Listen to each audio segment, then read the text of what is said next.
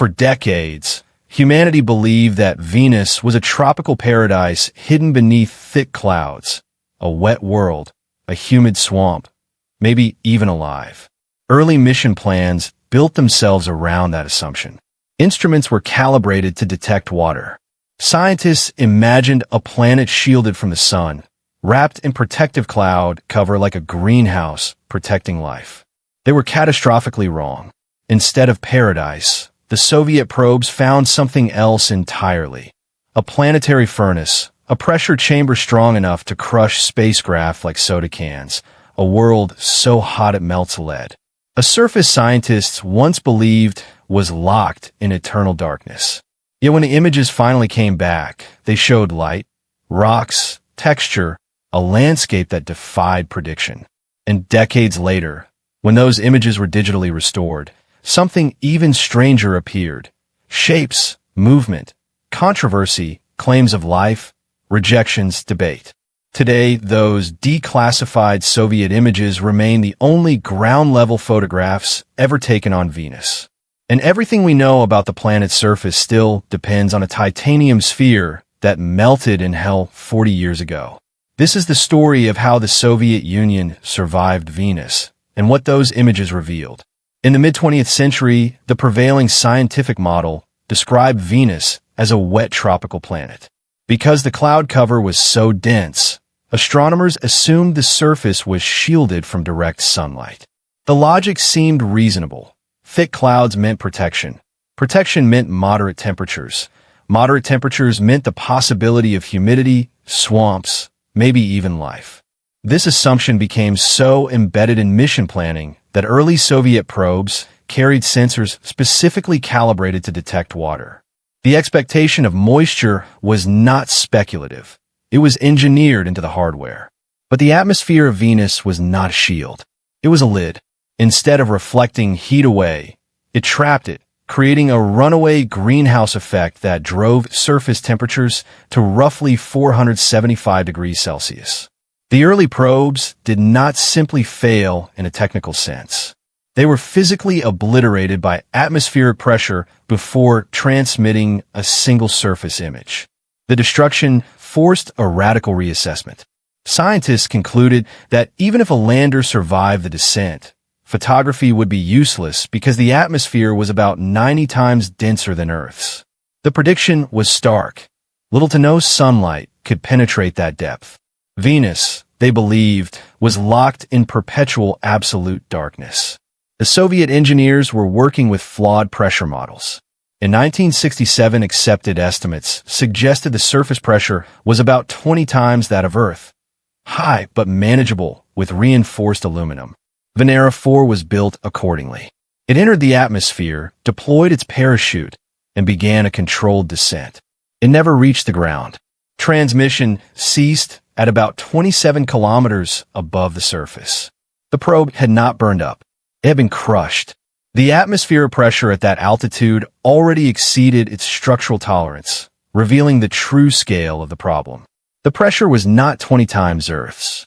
It was closer to 90, equivalent to being 1 kilometer underwater on Earth. Attempts to compensate by reducing parachute size on Venera 5 and 6 failed as well. Both imploded roughly 11 kilometers above the surface. This forced a complete redesign for Venera 7. Engineers abandoned the concept of a standard aerospace vehicle and instead built something closer to a submarine. A forged titanium sphere capable of withstanding 180 atmospheres replaced lightweight structures. Scientific instruments were removed to prioritize armor. Solar panels were replaced with heavy internal batteries. When Venera 7 launched in August 1970 and finally reached the surface, its parachute partially failed and it struck the ground at about 17 meters per second. Telemetry flatlined. The mission was declared another failure. But later review of raw radio tapes revealed faint signals hidden in static. The probe had toppled over, its antenna misaligned, yet was still transmitting. Scientists recovered 23 minutes of surface temperature data. For the first time in history, a human machine had transmitted data from the surface of another planet. The reading confirmed 475 degrees Celsius. Survival was possible, but only barely. And if cameras were to follow, they would need to be built like tanks. The survival of Venera 7 proved that a forged titanium sphere could resist 90 atmospheres of pressure, but pressure was only half the problem. The real enemy waiting on the surface of Venus was heat. At approximately 475 degrees Celsius, the environment was hot enough to melt lead, zinc, and tin. More critically, it was hot enough to destroy standard silicon electronics almost instantly. Insulation alone would not work, because insulation merely delays heat transfer. It does not stop it. Eventually, the heat would penetrate the vessel. Active cooling systems were also impossible. Radiators functioned by releasing heat into cooler surrounding air. But on Venus, the surrounding air was hundreds of degrees hotter than the machinery inside. There was nowhere to dump heat. The engineers adopted a different strategy. Instead of trying to keep heat out indefinitely, they decided to manage it temporarily. Before the lander separated from the orbiter, supercooled fluid circulated through the pressure vessel, lowering the internal temperature of the probe to minus 10 degrees Celsius. The lander effectively began its descent as a pre-chilled system, giving it a thermal head start. It was, in practical terms, a block of ice falling into a furnace. But that alone was not enough. To absorb incoming heat during descent and surface operations, the interior was packed with lithium nitrate trihydrate, a phase-change material with a melting point around 30 degrees Celsius. When this substance melts, it absorbs a large amount of energy without increasing in temperature. As Venusian heat penetrated the titanium shell, the energy went into melting the lithium nitrate rather than immediately raising the internal temperature of the electronics. This strategy bought the probe approximately 50 to 60 minutes of operational time before thermal equilibrium was reached and the system failed. The mission clock was not measured in days or hours, but in melting time. Designing a camera for Venus required abandoning conventional photography. Standard 1970s television cameras relied on cathode ray tubes and large glass lenses. These components were fragile and unsuitable for an environment with crushing external pressure. Installing a large glass window in the pressure vessel would introduce a structural weakness that could trigger instant implosion. The engineers therefore rejected traditional camera systems entirely. Instead, they built a telephotometer, a mechanical scanning device that functioned without a conventional lens assembly exposed to pressure. The telephotometer remained safely inside the cooled titanium sphere and observed the exterior through a small cylindrical quartz window thick enough to withstand the atmospheric load.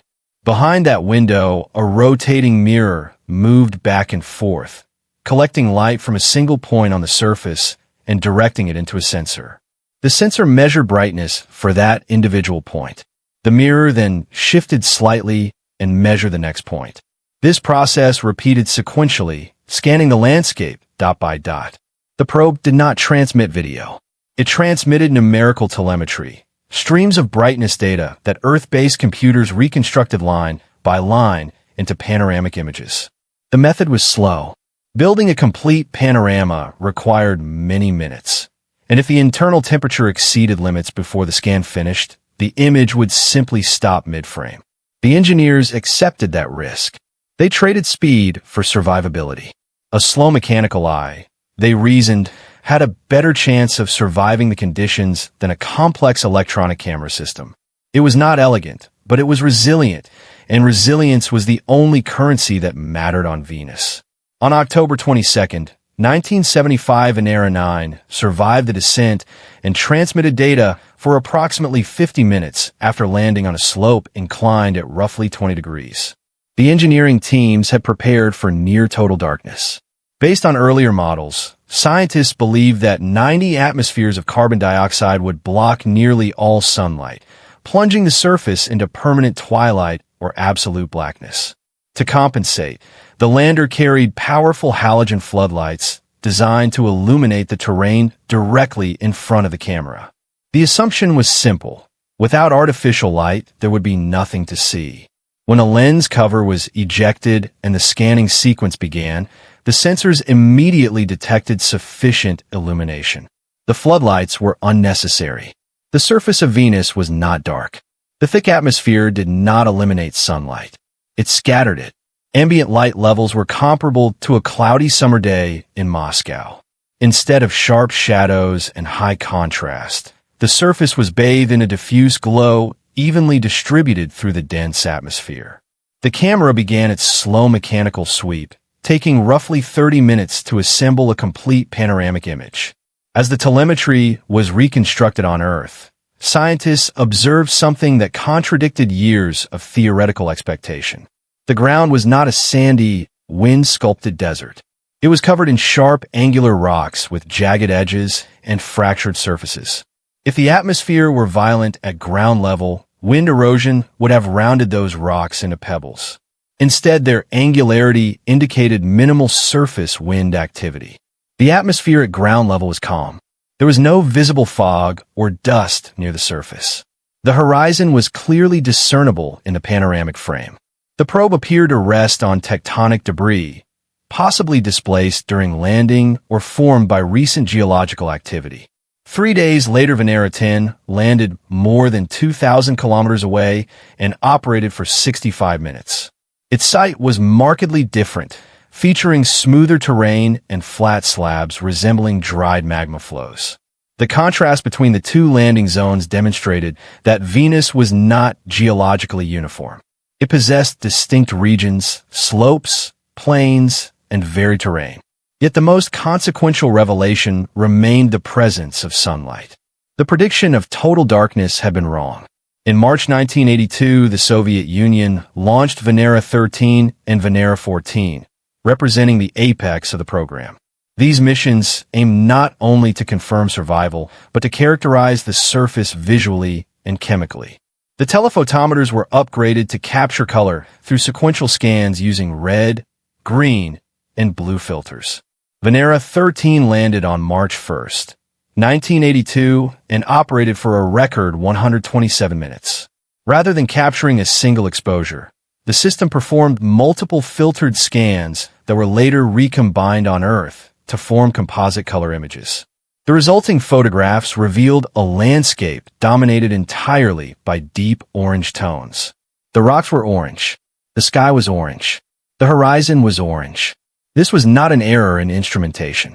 The atmosphere of Venus acts as a massive optical filter, absorbing blue and green wavelengths as sunlight passes through the cloud layers. Only red and orange wavelengths reach the surface. To verify this effect, the lander included a color calibration chart within the camera's field of view containing strips of white, red, green, and blue paint. In the transmitted images, the white strip appeared orange and the blue strip appeared nearly black. This confirmed that a human observer standing on Venus would perceive the environment in a sepia-tone spectrum, unable to color correct due to the absence of white light reference. Venera 13 also carried a GROZA, 2 microphone intended to detect seismic activity and atmospheric discharges, but capable of functioning as a conventional audio recorder. It captured the first recorded sound from another planet. 2 types of noise were identified. The first was wind. Telemetry measured wind speeds of approximately half a meter per second. On Earth, such a breeze would be barely perceptible. But because Venus's atmosphere is about 60 times denser than Earth's, even slow-moving air exerts significant force. The microphone recorded a continuous low aerodynamic drone as dense air flowed across the lander structure. The second sound was mechanical. The probe deployed a pneumatic drill to collect a soil sample. The microphone recorded the explosive sound of the pyrotechnic charge activating the drill and the grinding noise as the bit cut into basaltic rock. The dense atmosphere conducted sound efficiently, confirming that the Venusian surface was not silent. It was hot, pressurized, illuminated, and audibly active. The images and audio together transformed Venus from a theoretical abstraction into a physically experienced environment. After the Venera missions ended, the data remained archived for decades. The scientific consensus was firm. Venus was sterile with surface temperatures around 475 degrees Celsius and crushing atmospheric pressure. Organic chemistry, as understood on Earth, was considered impossible. The panoramic images were treated as historical records of geology, not biology. That remained the case until 2012, when Leonid Conformality, a respected contributor to the original Soviet program, revisited the raw Venera 13 panoramic sequences using modern digital image processing techniques. The telephotometers had not captured a single static photograph. They scanned repeatedly over time, line by line, building sequential panoramas throughout the probe's operational life. By aligning these sequential scans, Conformality searched for changes between frames. He reported finding them. Among the most discussed anomalies was an object he referred to as the scorpion. In early scans, the soil appeared undisturbed. In a scan taken approximately 7 minutes after landing, a structured object, roughly 15 centimeters long, appeared in the frame. It seemed to possess a central body and a curved, tail-like structure. In subsequent scans, the object was no longer visible.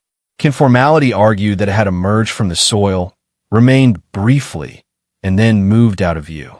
He also identified another feature he named the black flap, which appeared to change position and shape relative to the lander.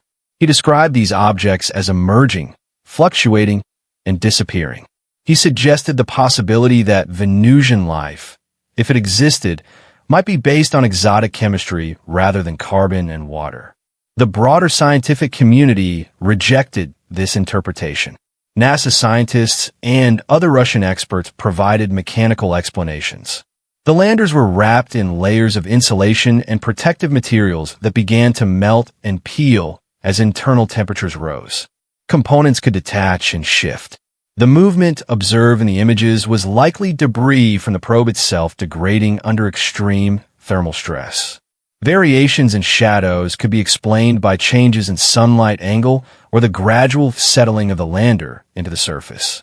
Subsequent image restorations and analyses supported the conclusion that the anomalies were artifacts, noise, or detached fragments rather than biological entities. Yet even after rejecting the biological hypothesis, one conclusion remained unavoidable. The surface footage was not static. The environment interacted violently with the machine. Materials warped, components shifted. The probe was slowly being destroyed in real time, and the camera captured that process as it happened. The camera aboard Venera 14 was the last optical system humanity deployed on the surface of Venus. After 1982, Soviet priorities shifted toward orbital mapping. Venera 15 and 16, launched in 1983, carried synthetic aperture radar systems instead of landers. They mapped the northern hemisphere, revealing shield volcanoes, lava channels, and tectonic fractures. The data was scientifically valuable, but it was abstract topographic reconstructions rather than direct images from ground level. In 1985, Vega 1 and Vega 2 launched as hybrid missions aimed at intercepting a comet. On their way, they released Venus landers and atmospheric balloons. These units focused on soil chemistry and atmospheric measurements. They did not carry cameras. Engineers prioritized other instruments over imaging systems. With the collapse of the Soviet Union, the Venera program ended. The data was stored on magnetic tapes, and over time, the physical media began to degrade. The images published in the 1970s and 1980s were often grainy and low contrast because they were analog reconstructions of digital telemetry. In the 2000s, researchers began digitally reprocessing the original signals.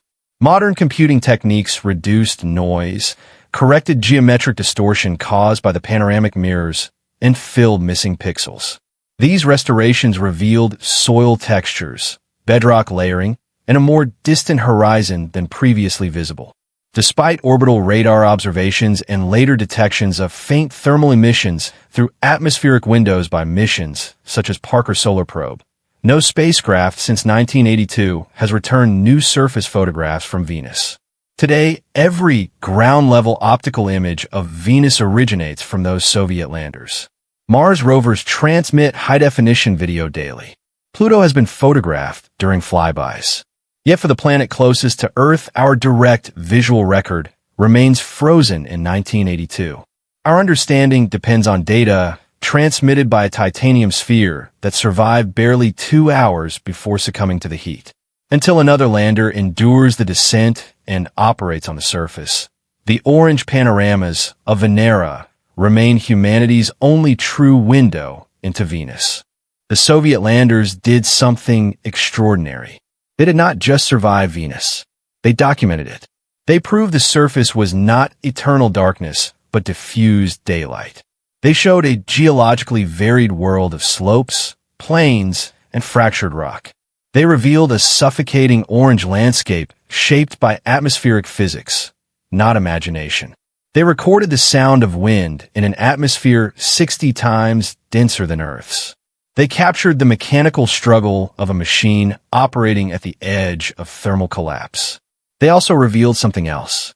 Venus was not static. Debris shifted, materials peeled, shadows changed. The lander itself slowly warped under 475 degrees Celsius.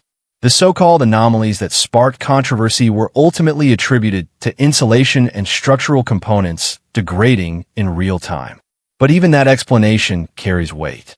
The footage did not show a silent frozen wasteland. It showed an active, violent environment interacting with a machine that was dying by the minute. The camera did not just photograph Venus. It documented a battle between engineering and physics. And then we stopped. After 1982, no mission returned a new ground-level photograph. Radar maps replaced panoramas. Orbital scans replaced horizons. Data improved, but vision disappeared. Everything we visually know about the surface of Venus still comes from those restored transmissions. Numerical brightness values reconstructed line by line from a mechanical scanner inside a titanium sphere that melted shortly after completing its task. We send rovers to Mars that stream high-definition imagery daily. We have flown past Pluto. Yet for the planet closest to Earth, our visual record remains frozen in 1982. Our only true window into Venus is still the view seen by a Soviet lander that survived barely 2 hours in hell. Until another probe descends, withstands 90 atmospheres, absorbs 475 degrees Celsius, and opens its lens on that orange horizon. Those declassified images remain humanity's final eyewitness account of the Venusian surface. And the question remains, not whether Venus is hostile. We know it is. The real question is this: when we finally go back, what will we see that we missed the first time? If you want to see more untold stories hidden inside real space mission data, stories that challenge what we thought we knew, subscribe, because some of the most extraordinary discoveries in planetary science are still buried in archived signals waiting to be decoded. The next one might change everything. I'd love to hear what you think about this, so drop a comment below. If you enjoyed our conversation today, please share this video and subscribe to help the channel grow. Every bit of support counts.